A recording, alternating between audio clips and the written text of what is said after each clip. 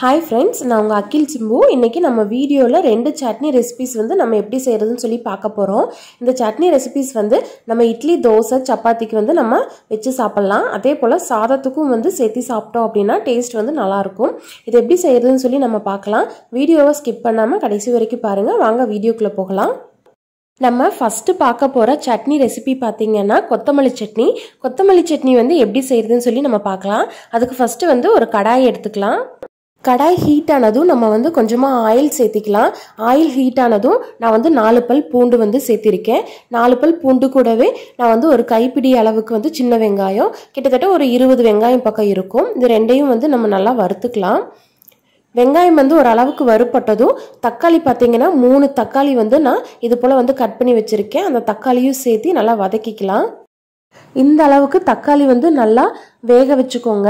இது கூட வந்து ஒரு சின்ன லெமன் சைஸ் அளவுக்கு வந்து நான் புளி வந்து சேர்த்திருக்கேன். புளியும் வந்து நம்ம இந்த ஹீட்லேயே வந்து சேர்த்திக்கலாம். அப்போ வந்து இது கூட மிக்ஸ் ஆகிறப்போ டேஸ்ட் வந்து நல்லாயிருக்கும். அப்புறம் வரமிளகா பார்த்தீங்கன்னா 4 வரமிளகா எடுத்திருக்கேன். இந்த வரமிளகா வந்து காரம் இருக்காது. அதனால உங்களுக்கு காரத்துக்கு தகுந்த மாதிரி நீங்கள் வந்து மிளகா வந்து சேர்த்திக்கோங்க. பச்சை மிளகாயை விட வரமிளகா வச்சு செஞ்சோம் அப்படின்னா சட்னி வந்து நல்லாயிருக்கும். இப்போ இந்த அளவுக்கு நம்ம வறுத்தாச்சு. இதை வந்து நம்ம ஒரு பிளேட்டுக்கு மாற்றிக்கலாம். பிளேட்டுக்கு மாற்றிட்டு இது நல்லா ஆற வச்சு அதுக்கப்புறம் வந்து நம்ம அரைச்சி எடுத்துக்கலாம். இப்போ நம்ம வந்து கொத்தமல்லி வந்து வேக வச்சு எடுக்கணும். அதுக்கு ஒரு கடாய் வச்சுக்கோங்க. கடாய் வந்து ஹீட் ஆனதுக்கப்புறம் நான் வந்து ஒரு கைப்பிடி அளவு வந்து கொத்தமல்லி எடுத்திருக்கேன். அந்த கொத்தமல்லியை வந்து நான் கடாயில் சேர்த்திட்டு நான் வந்து வேக வச்சு எடுக்க போகிறேன். ஃபஸ்ட்டு வந்து எண்ணெய் எதுவுமே சேர்த்த வேண்டாம். இந்த தண்ணி எல்லாமே வந்து நம்மளுக்கு வந்து வத்தணும். அதுக்கப்புறம் தான் நம்ம வந்து ஆயில் சேர்த்து இதை வந்து ஆயிலில் வந்து நம்ம வதக்கி எடுக்கணும். ஒரு அளவுக்கு வந்து நம்மளுக்கு வதக்கி எடுத்தால் போதும். ரொம்பவும் வந்து நம்ம வேக வச்சுலாம் எடுக்க வேண்டாம். கொஞ்சமாக நம்ம வதக்கினாலே போதும். இப்போ இந்த ஸ்டேஜில் வந்து நம்ம ஸ்டவ் ஆஃப் பண்ணிக்கலாம். இந்த கொத்தமல்லி வந்து நல்லா ஆற வச்சுக்கோங்க. ஆறுனதுக்கு அப்புறம் தான் நம்ம வந்து மிக்ஸி ஜாருக்கு மாற்றணும். நம்ம வந்து தக்காளி, வெங்காயமெல்லாம் வறுத்து வச்சுருந்தோம் பார்த்தீங்களா, அது எல்லாமே மிக்ஸி ஜாருக்கு மாற்றிட்டு 1 டேபிள் ஸ்பூன் அளவுக்கு வந்து நான் கடலை எடுத்திருக்கேன். அப்புறம் 2 டேபிள் ஸ்பூன் வந்து தேங்காய் எடுத்திருக்கேன். இது கூடவே வந்து தேவையான அளவு உப்பு சேர்த்திட்டு தண்ணி ஊற்றி நல்லா நைஸாக அரைச்சி எடுத்துக்கலாம். சட்னி பார்த்தீங்கன்னா இந்த அளவுக்கு நைஸாக அரைச்சி எடுத்துக்கோங்க. நான் வந்து சட்னி வந்து தாளிக்க மாட்டேன். நான் இப்படியே தான் வந்து நான் சாதத்துக்கு வந்து எடுத்துப்பேன். நீங்கள் உங்களுக்கு சட்னி வந்து தாளிக்கணும் அப்படின்னா நீங்கள் வந்து கடுகு, உளுத்தம் பருப்பு போட்டு சட்னி வந்து தாளிச்சுக்கோங்க. நான் வந்து அப்படியே வச்சுருக்கேன். நம்ம கொத்தமல்லி சட்னி வந்து ரெடி ஆயிடுச்சு.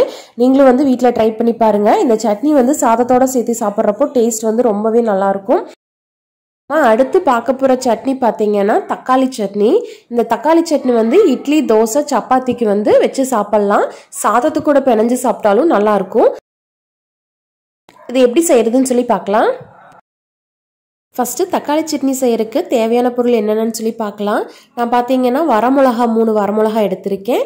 ஒரு 5-6 பல் பூண்டு எடுத்திருக்கேன். கொஞ்சமாக புளி எடுத்திருக்கேன். அப்புறம் சின்ன வெங்காயம் பார்த்தீங்கன்னா ஒரு 20 வெங்காயம் பக்கம் 2ஆக கட் பண்ணி வச்சுருக்கேன். கொஞ்சமாக கருவேப்பிலை, அப்புறம் பார்த்தீங்கன்னா பொட்டுக்கடலை வந்து 1 டேபிள் ஸ்பூன் எடுத்திருக்கேன். இதுதான் வந்து தேவையான பொருள். அப்புறம் பார்த்தீங்கன்னா 3 தக்காளி வந்து நான் எடுத்திருக்கேன். இவ்வளோதான் தேவையான பொருள். இப்போ வந்து நம்ம தக்காளி சட்னி வந்து எப்படி செய்யறதுன்னு சொல்லி பார்க்கலாம். ஃபர்ஸ்ட் வந்து ஸ்டவ் ஆன் பண்ணிக்கோங்க. ஸ்டவ் ஆன் பண்ணிட்டு கடாய் வச்சுக்கோங்க. கடாய் ஹீட் ஆனதும் ஆயில் சேர்த்திக்கலாம். ஆயில் ஹீட் ஆனதும் ஃபர்ஸ்ட் வந்து நம்ம சின்ன வெங்காயம் சேர்த்தி வதக்கிக்கலாம். சின்ன வெங்காயம் வந்து ஒரு அளவுக்கு வந்து வதங்கினதுக்கு அப்புறம் நம்ம வந்து பூண்டு இருக்கு பார்த்தீங்களா, அந்த பூண்டு வந்து சேர்த்திக்கலாம். பூண்டும் சின்ன வெங்காயமும் ஒரு அளவுக்கு வதங்கணும். கூடவே வந்து கருவேப்பிலை சேர்த்திக்கலாம். இது கூடவே நம்ம வரமிளகாவும் புளியும் வந்து சேர்த்து நல்லா வதக்கி எடுத்துக்கலாம். அதுக்கப்புறம் வந்து நம்ம கட் பண்ணி வச்சிருக்கிற தக்காளியும் சேர்த்து நல்லா வதக்கிக்கலாம். தக்காளி வந்து சீக்கிரமாக வதங்கறதுக்கு நம்ம வந்து உப்பு வந்து இப்போவே சேர்த்திக்கலாம். நம்ம வந்து சட்னிக்கு தேவையான அளவு உப்பு சேர்த்து நல்லா வதக்கி எடுக்கலாம். தக்காளி வந்து நல்லா வதக்கிடணும். அதுக்கப்புறம் வந்து தக்காளியை ஆற வச்சுட்டு அதுக்கப்புறம் நம்ம வந்து மிக்ஸி ஜாருக்கு மாற்றிக்கலாம். தக்காளி சட்னியில் புளி வச்சு அரைச்சி பாருங்க.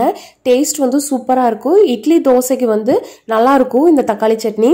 நீங்களும் கண்டிப்பாக வந்து ட்ரை பண்ணி பாருங்கள். இப்போ நம்ம வந்து மிக்ஸி ஜாருக்கு மாற்றிக்கலாம். இப்போ இது கூடவே வந்து 1 டேபிள் ஸ்பூன் வந்து பொட்டுக்கடலை சேர்த்திக்கோங்க. அப்புறம் கொஞ்சமாக தண்ணி சேர்த்தி சட்னி வந்து நல்லா நைஸாக அரைச்சி எடுத்துக்கோங்க. நீங்கள் வந்து சட்னி தாளிக்கணும் அப்படின்னா கடுகு, உளுத்தம் பருப்பு போட்டு நீங்கள் சட்னி தாளிச்சுக்கலாம். நான் வந்து இன்றைக்கி சட்னி வந்து தாளிக்க போகிறதில்ல. நாங்கள் இப்படியே தான் வந்து சாப்பிட போகிறோம். இப்படி வந்து சட்னி செஞ்சு சாப்பிட்றப்போ டேஸ்ட் வந்து சூப்பராக இருக்கும். தோசைக்கும் நல்லாயிருக்கும். நீங்கள் வந்து சப்பாத்திக்கும் சேர்த்து சாப்பிட்லாம். சாதத்துக்கூட கூட நம்ம வந்து பிணைஞ்சு சாப்பிட்லாம். ஓகே ஃப்ரெண்ட்ஸ், இன்றைக்கி நான் வந்து 2 சட்னி ரெசிபி வந்து எப்படி செய்கிறதுன்னு சொல்லியிருக்கேன். நீங்களும் வந்து ட்ரை பண்ணி பாருங்கள். ட்ரை பண்ணி பார்த்துட்டு எப்படி இருந்ததுன்னு சொல்லி கமெண்ட் பண்ணுங்க. உங்களுக்கு எங்க சேனல் பிடிச்சிருந்ததுன்னா லைக் பண்ணுங்க, ஷேர் பண்ணுங்க, சப்ஸ்கிரைப் பண்ணுங்க. மறக்காம பெல் ஐகானை கிளிக் பண்ணுங்க. Thank you.